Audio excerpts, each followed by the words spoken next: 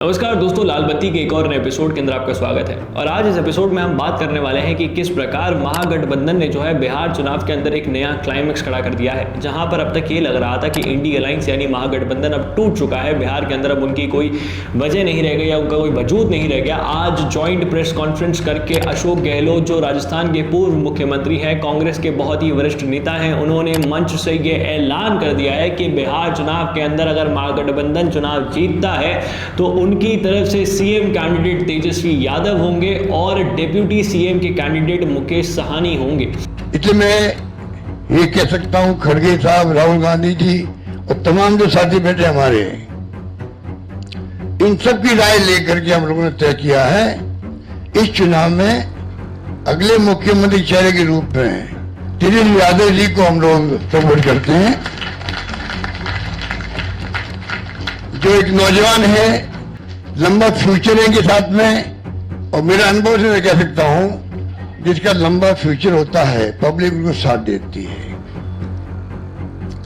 मुकेश साहनी जी, जिनको आप सब जानते हैं, मुकेश साहनी जी जो एक संघर्ष करते हुए यहां तक पहुंचे हैं, अपनी पार्टी बनाई है, अपनी अकल होशियारी से, अपनी मेहनत से बनाई है, गरीबों के मसीहा के रूप में, अपनी कौम के मसीहा के रूप में उभर के आए हैं। ऐसे नौजवान को हमने तय किया है वो उप मुख्यमंत्री होंगे साथ में। इनफैक्ट उन्होंने ये चीज़ भी बोली है कि वो और भी वर्गों से डिप्टी सीएम बनाएंगे। ये चीज़ दर्शा दी जाती है कि जहां पर हर जगह, इनफैक्ट हम भी इस चीज़ को बोल रहे थे कि इंडिया अलायंस जो है खत्म हो चुका है। बिहार चुनाव के अंदर ये चीज़ दिख गई है कि लोगों के बीच में कोऑर्डिनेशन नहीं है। वहां पर अब ये चीज़ स्पष्ट हो चुकी है कि इंडिया अलायंस या तो दुनिया के साथ या फिर अपने जो सामने विरोधी पार्टीज है उनके सामने जो है एक कोई जुमला खेलने की कोशिश कर रहा है। मैं आपको ये सब चीज़ें क्यों बोल रहा हूँ, क्योंकि मैं आपको ये बताना चाहता हूँ कि जिस प्रकार से इंडिया अलायंस ने खुद के कैंडिडेट्स को अनाउंस करा है, जिस प्रकार से मीडिया के अंदर जो इंडिया अलायंस के जो कैंडिडेट्स लड़ रहे हैं आपस में, जो उनके बीच में जो आक्रोश है, जो विरोधाभास है, वो निकल कर सामने आ रहे थे, वो इस चीज़ को दर्शा रहे थे कि किस प्रकार इंडिया अलायंस अब खत्म हो चुका है। अगर हम बिहार चुनाव के अंदर देखते हैं तो अशोक गहलोत ने इस चीज़ को क्लैरिफाई करा और बताया कि किस तरीके से इंडिया अलायंस के अंदर जो है ये तेजस्वी यादव जो है वो मुख्यमंत्री बनेंगे और मुकेश साहनी जो है वो उप मुख्यमंत्री बनेंगे। वो और वर्गों से जो है उप मुख्यमंत्री भी बनाएंगे। ये चीज़ दर्शाता है और बताता है कि अभी भी इंडिया अलायंस के अंदर ये होप है, या फिर उनके बीच के अंदर जो ये मीडियोकर वाली चीज़ है जो अशोक गहलोत ने शायद बहुत अच्छे तरीके से करी है, जो कांग्रेस के बाकी नेता नहीं संभाल पा रहे थे, जैसे मल्लिकार्जुन खड़गे, राहुल गांधी, पवन खेड़ा, ये जो बाकी नेता है जो ये चीज़ को नहीं कर पा रहे थे, अशोक गहलोत ने इसकी बागडोर बहुत ही बेहतर तरीके से संभाली और उन्होंने कांग्रेस का जो पॉइंट ऑफ व्यू था वो आगे रखा। मेजर कांग्रेस का क्या पॉइंट ऑफ व्यू है कि राहुल गांधी को पीएम बनाना है, उसके लिए अगर स्टेट के अंदर कोई और सीएम बनता भी है तो ये सीएम बनने के लिए वो कॉम्प्रोमाइज करने के लिए रेडी थे।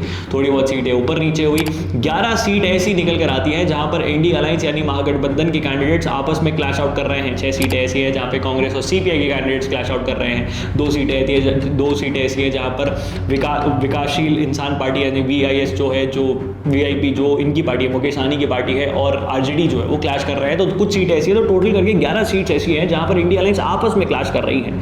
लेकिन अगर हम इस चीज को देखते हैं तो ये दर्शा दिया जाता है और बता देते हैं लोग कि शायद ये एक जुमला है, ये एक स्कैम की तरह निकल कर सामने आ रहा है। ये जो है शायद अपनी विरोधी पार्टीज को जो है बेवकूफ़ बनाने की कोशिश कर रहे हैं। जो ये मीडिया के अंदर रिपोर्ट्स चल रही हैं कि इंडिया अलायंस टूटने वाला है, ये सब करने वाला है, ये दिखाना चाहते हैं कि नहीं हम टूटे नहीं, हम अभी भी साथ हैं, हम अभी भी इन सब चीज़ों को कर रहे हैं। अशोक गहलोत ने एक बात और बोली थी कि हम जो है युवा चेहरे को लेकर जाना चाहते हैं, युवा चेहरा है, युवा युवा युवा बहुत बार उन्होंने मेंशन करा। अशोक गहलोत जी से भी एक सवाल है कि आप जब युवाओं को इतना ही समर्थन दे रहे हैं तो राजस्थान जहाँ से आप खुद आते हैं, जहाँ पर आप 3 बार मुख्यमंत्री रह चुके हैं, वहाँ पर भी कांग्रेस के अंदर एक युवा नेता है सचिन पायलट नाम से। उन्होंने जब भी सीएम बनने की या फिर कांग्रेस के अंदर किसी भी प्रकार का विरोध दर्शाने की कोशिश करी तो पहले तो आपने उनको साइडलाइन कर दिया। डिप्टी सीएम वो थे तो उनको डिप्टी सीएम पद से हटा दिया। कांग्रेस के वो जो प्रेसिडेंट थे स्टेट के राजस्थान के, तो वहां से वो हट गए और अभी जो है पॉलिटिक्स के अंदर साइडलाइन हो चुके हैं। वो युवा क्या युवा नहीं? खैर, अशोक गहलोत का खुद का मामला हो सकता है तो इसके लिए वो बात नहीं करना चाहते हैं। लेकिन अगर हम आगे बढ़ते हैं तो हमें ये पता चलता है कि एक बहुत ही शानदार वरिष्ठ नेता है पप्पू यादव कांग्रेस के, उनके भी बहुत अच्छे बोल हैं तेजस्वी यादव के लिए। आप पहले वो सब चीजें सुन लीजिए। अगर तेजस्वी यादव कल को सीएम बन गए तो आपका हश्र क्या करेंगे पप्पू यादव? वो मार देंगे हमको या हम भाग जाएंगे बिहार छोड़ के।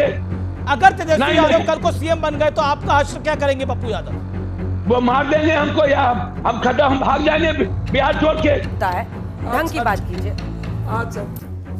नहीं कोई बात, ये इलेक्शन कमीशन नहीं का कोई सब बात notification मुझे है, चढ़ने नहीं 6 दिया। जनवरी 2025। मैं बहुत ताकतवर आदमी हूँ अंजना जी, ये अंजना जी हमको कोई नहीं रोक सकता। हम अपने बिहार के 13 करोड़ के दिल में हैं। नहीं सर, सब बोल रहे हैं कि गुस्सा इस तेजस्वी बात जी को आपको कर रहे हैं स्टेज पर नहीं कि चढ़ने क्या देंगे। हम गलती किया है? अरे तेजस्वी जी कौन होते हैं? पप्पू यादव जब एमएलए बना था तो तेजस्वी पैदा नहीं हुए थे। ये देखिए बिल्कुल तेजस्वी जी अंजना कौन जी होते ये हैं? हमको राहुल गांधी से कहते रोकते हैं। दिल इसका परिचय क्या है? लालू यादव का बेटा है, बस ना, और क्या परिचय है इसका? आज लालू यादव के बेटे का से नाम हट जाए साया, कुत्ता पूछ लेना। मुखिया चुनाव जीते गए हैं, लालू यादव के बेटे का नाम। के परिवार को कांग्रेस ने हिफाजत किया, सुरक्षित किया, हर दुख में रहा। आंख में पानी नहीं है, पैदा भी नहीं लिया था वो। और पैदा लिया होगा तो दूध तेल लगा रहा होगा, दूध पी रहा होगा। सोनिया गांधी के त्याग को और कांग्रेस के त्याग को हमेशा इसने धोखा दिया, लात मारा, अपमानित किया, अपने कांग्रेस को औकात बताया। कांग्रेस को कितनी औकात है, कांग्रेस अपने पास आ जाए तो औकात का पता चल जाएगा। हमारे जननायक आदरणीय तेजस्वी यादव जी, मैं अपने भाई जो लगातार आपसे संघर्ष करते रहे, बिहार की एक उम्मीद तेजस्वी जी आपके बीच है।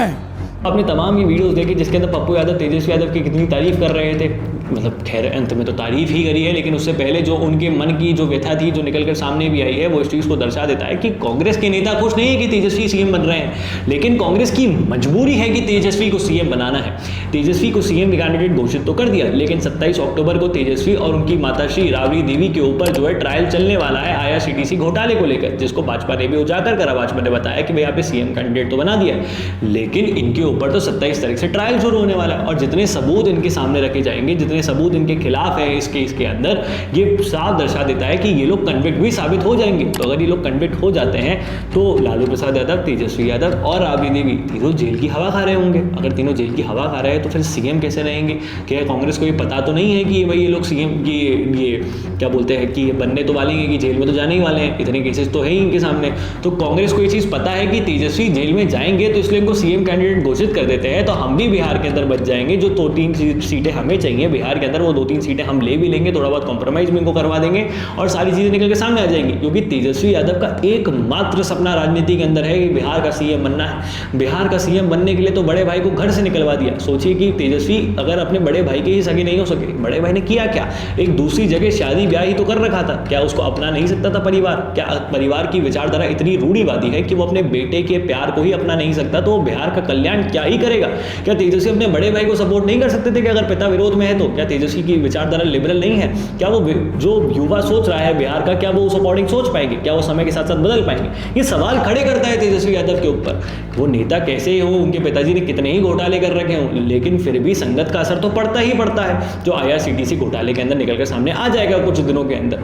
देखना यही है कि क्या उसके बाद भी बिहार की जनता को अभी भी तेजस्वी यादव, RJD, लालू यादव, कांग्रेस पे भरोसा है, या फिर वो वापस से नीतीश कुमार के अंदर वो चेहरा, वो होप अभी भी देख रही है, वो भाजपा के अंदर वो होप देख रही है कि बिहार का बिहार को अगर कोई सुधार सकता है तो वो एनडीए ही है।